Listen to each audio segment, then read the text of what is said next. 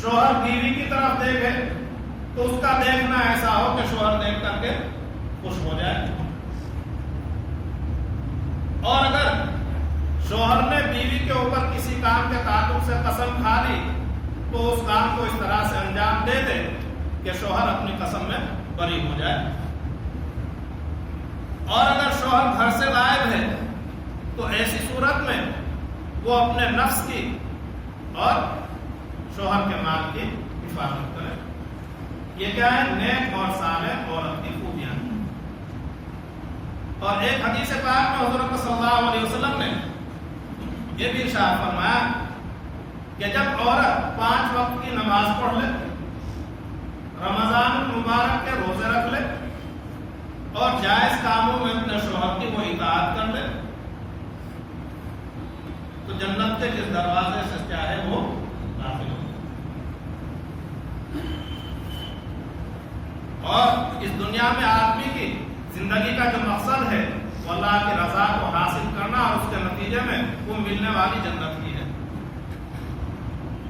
اب اگر ذرا غور کریں ہمارے خواتین کہ اس آخرت کی زندگی کو بنانے کے لیے لانے کے لیے کتنا سہل اور آسان نسخہ رکھا ہے کہ اپنے گھر میں رہتے ہوئے 5 وقت کی نماز کی پابندی، رمضان مبارک کے روزے اور جائز کاموں میں شوہر کی اطاعت، اور اس کے اوپر کیا ہے؟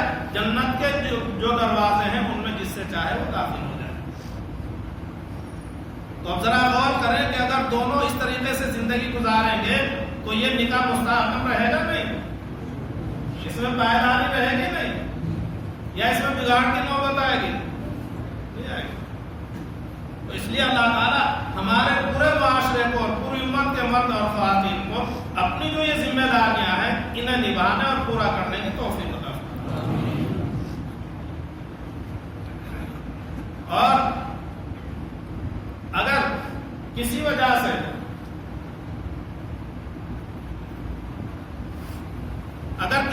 سے شوہر اور بیوی میں کچھ نااتفاقی ہو جائے اور غلطی جو ہے وہ کس کی ہے؟ بیوی کی ہی ہے، شوہر کی غلطی نہیں ہے، تو وہاں پر شوہر سے اللہ تعالیٰ نے کیا کہا ہے؟ عِظُوهُنَّ، انہیں نصیحت کرو، انہیں سمجھاؤ۔ یہ کس کی ذمہ داری ہے؟ شوہر۔ اس سمجھانے کے باوجود بھی اگر وہ اپنی سرکشی سے بات نہیں آتی ہے تو پھر کیا کہا ہے؟ وَاهْجُرُوهُنَّ فِي الْمَضَاجِعِ، کہ بستر پر انہیں الگ چھوڑ دو، کمرے سے نکال دو، گھر سے نکال دو، میکے میں بٹھا دو، یہ نہیں کہا۔ کمرہ تمہارا ایک ہی ہے، بستر کیا ہے؟ تمہارا الگ ہو جائے تاکہ تمہاری ناراضگی کا انہیں احساس ہو۔ لیکن یہ ناراضگی کا احساس کب ہوگا؟ جب شوہر کی پہلی زندگی سے وہ مانوس ہو اور مطمئن ہو، تبھی تو ناراضگی کا احساس ہوگا، ورنہ اگر پہلے سے ہی تکلیف اور پریشانیوں کی شکار رہی تو کہیں گے اچھا ہوا۔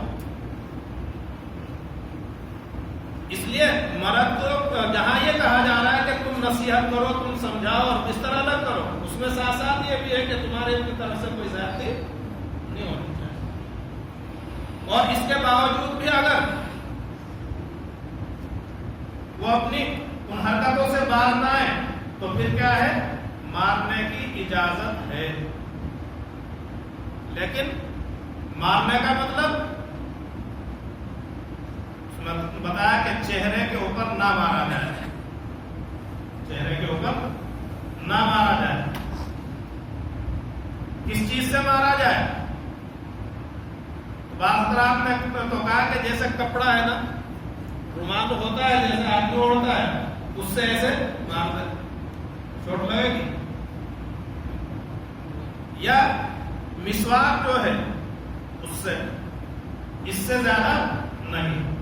تو اس مارنے کا جو مطلب ہے وہ تکلیف دینا نہیں ہے، چوٹ پہنچانا نہیں ہے، بلکہ احساس دلانا ہے مارنے کا مطلب جیسے جانوروں کو پیٹا جاتا ہے یا معاشرے میں جو بے دین اور جاہل اپنی بیویوں کے ساتھ رویہ کرتے ہیں، اس کی اجازت قرآن کریم نے ہرگز نہیں دی۔ اور حضور اکرم صلی اللہ علیہ وسلم نے تو یہ بھی فرمایا کہ مارو نہیں، اگر تمہارا نکاح نہ ہو تو پھر کیا کرو، اپنے رشتہ نکاح کو ہی ختم کر لو، لیکن مارو۔ تو یہ بھی ذمہ داری کس کے اوپر ہے؟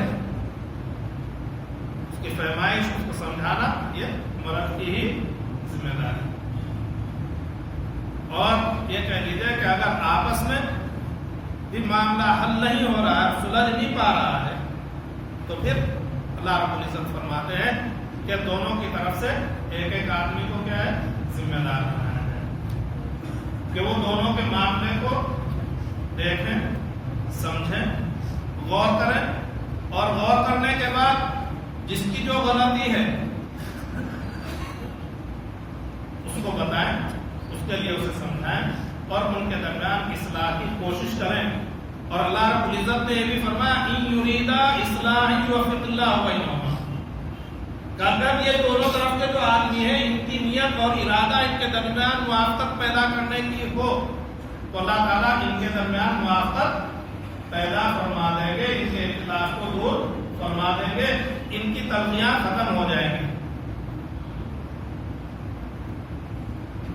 اب بتائیے کہ ان تمام مراحل سے گزرنے کے باوجود اگر مزاج نہیں مل رہا ہے، اگر مزاج نہیں مل رہا ہے، آپس میں ایک دوسرے کے ساتھ میں محبت اور ہمدردی کا معاملہ نہیں ہے، تو ایسی صورت میں اس رشتہ نکاح کو باقی رکھنے میں فائدہ ہے کہ ختم کرنے میں فائدہ ہے؟ ظاہر سی بات ہے کہ جب اس طرح کے حالات ہوں تو پھر جو مقصد ہے نکاح کا کہ آپس میں انسیت ہو، محبت ہو، ہمدردی ہو، خیر خواہی ہو، ایک دوسرے کے ساتھ میں غم گساری کا معاملہ ہو، وہ کہاں ہے؟ تو جو جس چیز کا جو مقصد ہے وہی حاصل نہ ہو تو پھر ایسی صورت میں وہ چیز بیکار ہو جاتی ہے۔ اور اللہ رب العزت کو چونکہ معلوم تھا کہ ان تمام ہدایت کے باوجود بھی ایسے واقعات اور حالات پیش آئیں گے کہ جن میں اس طرح کی صورتحال ہوگی کہ ان کے نکاح پائیدار نہیں رہ سکیں گے، ان کے نکاح باقی نہیں رہ سکیں گے۔ اس لیے شریعت اسلامی نے اللہ رب العزت نے قرآن کریم کے ذریعے سے، حضور اکرم صلی اللہ علیہ وسلم کے ذریعے سے نکاح کو ختم کرنے کا راستہ بھی رکھا ہے اور بتایا۔ اب نکاح کو ختم کرنا ہی ہے، اس کے لیے بھی قرآن کریم نے ہدایت تو ہے فَإِمْسَاكٌ بِمَعْرُوفٍ اور تَسْرِيحٌ بِإِحْسَانٍ کہ جب تک بیوی کو بیوی بنا کر کے رکھنا ہے